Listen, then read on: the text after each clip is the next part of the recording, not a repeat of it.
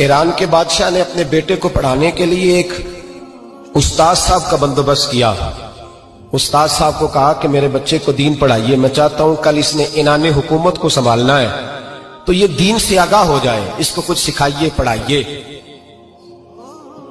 بہت نیک بزرگ بڑے درویش عالم پڑھانے لگے، اسباق مکمل ہو گئے، دین کے اسباق قرآن مجید پڑھایا، احادیث طیبہ کا درس دیا، اصول فقہ سے روشناس کرایا۔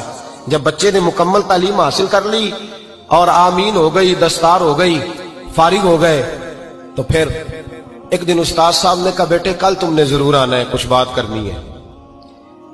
شہزادہ گیا ملنے استاد صاحب سے، استاد صاحب نے کنڈی لگا لی، ہاتھ میں درہ پکڑ لیا، مار مار کے پورے وجود کو زخمی کر دیا، کوئی غلطی نہیں، کوئی بات نہیں، مارا۔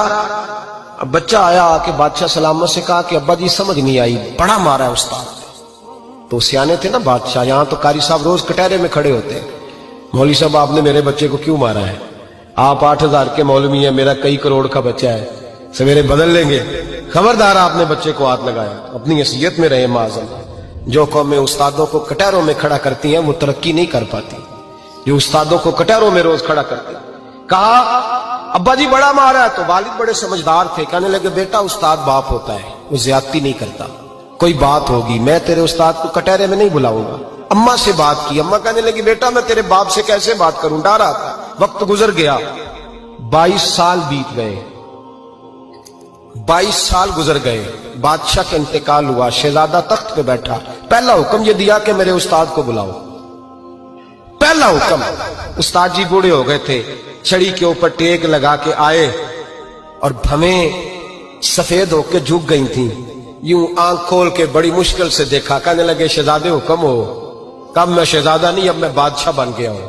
استاد جی 22 سال بیت گئے، آپ نے مارا تھا، پر وہ درد چونکہ زیادتی کی تھی، میرا قصور کوئی نہیں تھا، تو نہ میری روح سے درد گیا ہے نہ میرے جسم سے گیا ہے، میں بے اختیار تھا، پوچھ نہیں سکتا تھا، آج با اختیار ہوا ہوں۔ سب سے پہلے پہلا حکم آپ کو دیا، بلایا ہے، بتائے کیوں مارا تھا، کیوں مجھے مارا تھا، میری زیادتی بتائے۔ تو استاد، بوڑھے استاد کی آنکھیں آنسوں سے بھر گئیں، کہنے لگے بیٹے بس آج کے دن کے لیے مارا تھا، یہ جو دن آ گیا نا میری زندگی میں، اس لیے مارا تھا، یہ میں چاہتا تھا میری زندگی میں وقت ہے، آج کے بس میری مراد پوری ہو گئی۔ کہا صاحب کس لیے، مجھے بھی سمجھائیں۔ آپ فرمانے لگے کتنی دیر ہو گئی تجھے مار کھائے ہوئے، کتنا زمانہ بیت گیا؟ کہنے لگا 22 سال۔ فرمایا زخم بھولے تو نہیں، درد ختم تو نہیں ہوئی، تمہیں بات 1 منٹ کے لیے بھی تمہارے حافظے سے محو تو نہیں ہوئی؟ کہ استاد جی روز رات کو یاد آتی، روز خیال آتا تھا۔ استاد کہنے لگے بھائی تو بے اختیار تھا، پوچھ نہیں سکا، 22 سال تجھے یاد رہا، مجھے پتا تھا تو ایک دن حکمران بنے گا، میں نے تجھے اس لیے مارا تھا کہ بیٹے یاد رکھنا، کسی پہ ظلم نہ کرنا، اگر تجھے 22 سال تک یاد رہا ہے تو جس پر تو ظلم کرے گا اسے بھی قیامت تک یاد رہے گا، اور یہ یاد رکھنا تو آج با اختیار ہوا تو تو نے مجھے بلا لیا ہے، قیامت کے دن غریب با اختیار ہو جائیں گے، مظلوم با اختیار ہو جائیں گے، وہ با اختیار ہوں گے، للہ الواحد القہار، رب کریم کی بارگاہ کے اندر ان کا اختیار ہوگا، اکیلے اللہ کی حکمرانی ہوگی، پھر وہ بلائیں گے بڑے بڑے کج کلا، دنیا میں جن کی پگڑیاں اونچی تھیں وہ سر جھکائے کھڑے ہوں گے، دنیا میں جو ڈکٹیٹر بنتے تھے ان کی پشتیں لال ہوں گی، ان کو غدار لکھا جائے گا، قیامت تک نہیں بھولے گا۔